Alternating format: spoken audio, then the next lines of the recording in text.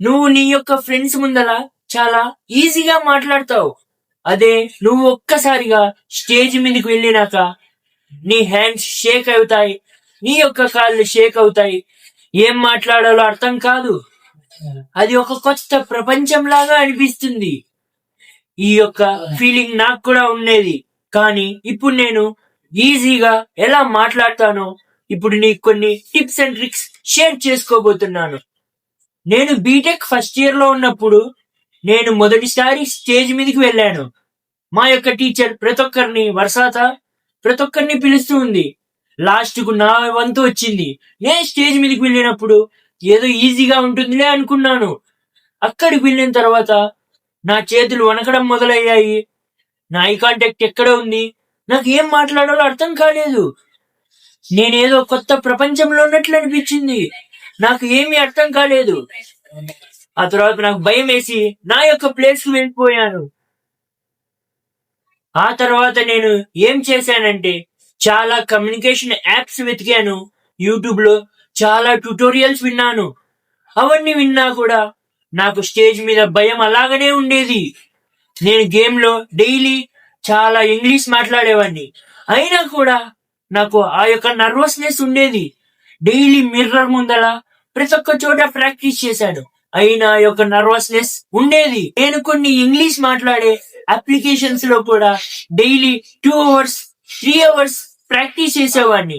Like ఏస్ fluency వంటి English apps, మళ్ళీ AI వాడి కూడా కొన్ని యాప్స్ ఉండేవి. దాని ద్వారా నా యొక్క ఇంగ్లీష్ స్పీకింగ్ స్కిల్స్ ఇంప్రూవ్ చేసుకుందాం అనుకున్నాను. కానీ మొత్తం వేస్ట్ అయింది. ఇలా 3-2 వరకు గడిచింది. ఇలా నేను 3-1 సెమిస్టర్ కి వచ్చాను. అప్పుడు నేను కంటెంట్ క్రియేషన్ స్టార్ట్ చేశాను. నా ఫ్రెండ్ అడిగి వీడియో తీపించుకునేవాడిని డైలీ. నేనప్పుడు తెలుగులో కూడా సక్రమంగా మాట్లాడేవాడిని కాదు. ఇలా డైలీ వీడియోస్ తీసి డైలీ ఇంగ్లీష్ లో తీస్తూనే ఉంటాము డైలీ వీడియోస్. ఆ తర్వాత నేను తెలుగులో మాట్లాడడం మొదలు పెట్టాను నా యొక్క ఛానల్లో. ఇలా ప్రతిరోజు కంటిన్యూ చేసేవాడిని.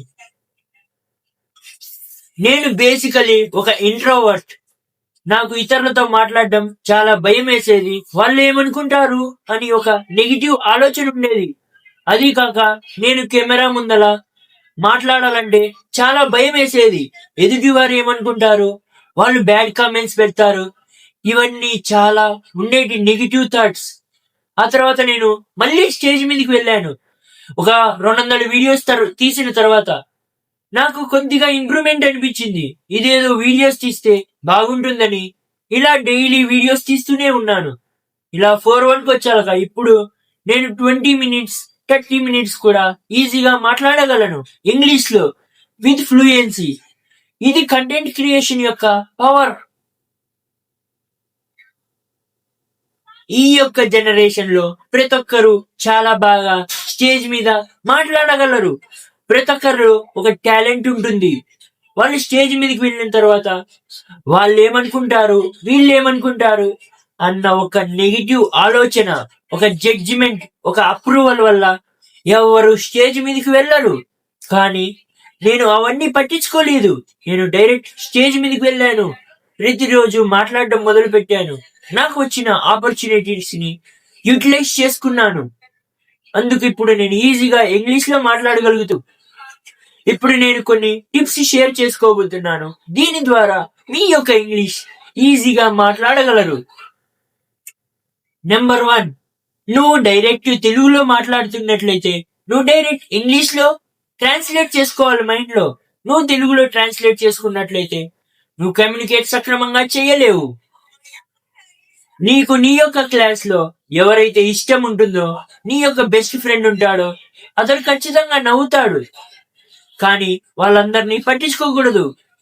ఒకడు స్మైలీ ఫేస్ ఉంటుంది కదా, అతన్ని ఫోకస్ చెయ్యి. అతని తిట్టే చూసి నువ్వు ఫోకస్ చేసి మాట్లాడు. నీకు సెకండ్ టిప్ చెప్తాను, జాగ్రత్తగా విను. Record the video. నువ్వు వీడియోని రికార్డ్ చెయ్యి. దాని యొక్క వాల్యూమ్ ని ఆఫ్ చెయ్యి. నీ యొక్క బాడీ లాంగ్వేజ్ ఎలా ఉంది, నీ యొక్క లిప్ మూమెంట్ ఎలా ఉంది, నీ యొక్క హ్యాండ్ జెస్టర్స్, నీ యొక్క బాడీ లాంగ్వేజ్ మొత్తం ఈక్వల్ గా ఉందో లేదో చూడు. ఆ తర్వాత నువ్వు వీడియోని డిలీట్ చేసి నీ యొక్క వాయిస్ ని మాత్రమే విను. నీ యొక్క వాయిస్ ఎలా ఉంది, హై నుంచి లోగా ఉందా, సక్రమంగా పాస్ అవుతున్నావా, ఇవన్నీ చూడు. థర్డ్ టిప్, నువ్వు ఫాస్ట్ గా మాట్లాడడం చాలా పెద్ద తప్పు చేస్తున్నావు. నువ్వు ఫాస్ట్ గా ఎప్పుడూ మాట్లాడకూడదు. నువ్వు ఒక సెంటెన్స్ అయిన తర్వాత పాజ్ కావాలి. ఈ విధంగా ఇలా చేస్తే నీ యొక్క ఆడియన్స్ యొక్క అటెన్షన్ గ్రాప్ చేసుకోగలవు. నువ్వు స్ట్రేంజర్స్ తో మాట్లాడడం నేర్చుకో. ఎవరు పడితే వాళ్ళు కాదు, ఎవరైతే నీకు యూస్ఫుల్ గా ఉంటారో వాళ్ళతో కమ్యూనికేట్ చేయడం నేర్చుకో. నువ్వు ఐ కాంటాక్ట్ చేయడం నేర్చుకో. డైరెక్ట్ నువ్వు మాట్లాడుతున్న పర్సన్ తో ఐ కాంటాక్ట్ చేయి. పైన కింద ఇటు పక్క చూడకు. డైరెక్ట్ అతడిపైనే ఫోకస్ చేయి. ఒక గుడ్ కమ్యూనికేటర్ ఎప్పుడు బాగా వింటాడు. ఇతరులు చెప్పేది అతడు గ్రాస్ప్ చేసుకుంటాడు, అతనిలోకి తీసుకుంటాడు, ఆ తర్వాతనే మాట్లాడతాడు. మధ్యలో అస్సలు మాట్లాడు. ఇంకా కమ్యూనికేషన్ డెవలప్ చేసుకోవాలంటే నేను 1-on-1 కమ్యూనికేషన్ డైలీ పెడుతున్నాను. నువ్వు నాతో కమ్యూనికేట్ చేయొచ్చు 1-on-1 ఫేస్ టు ఫేస్. దీని ద్వారా మీ యొక్క కమ్యూనికేషన్ ఇంప్రూవ్ అవుతుంది. మీరు కనుక నన్ను Q&A చేయొచ్చు, లేదా నేను మిమ్మల్ని Q&A చేస్తాను. దీని ద్వారా మీ యొక్క కమ్యూనికేషన్ స్కిల్స్ ఇంప్రూవ్ అవుతాయి. మీకేమైనా ఇబ్బంది ఉంటే మీ యొక్క ఫేస్ ని నేను ప్రైవేట్ లో పెడతాను. నీకు గనుక ఇంట్రెస్ట్ ఉంటే నా యొక్క కమెంట్ సెక్షన్ లో హాయ్ అని పెట్టు, లేదా ఏదో కమెంట్ చేయి, నేను నీకు మెసేజ్ పెడతాను. ఓకే ఫ్రెండ్స్, ఇంతవరకు ఈ యొక్క వీడియో నచ్చినట్లయితే లైక్ చేయండి, సబ్స్క్రైబ్ చేయండి. వీడియో ఎలా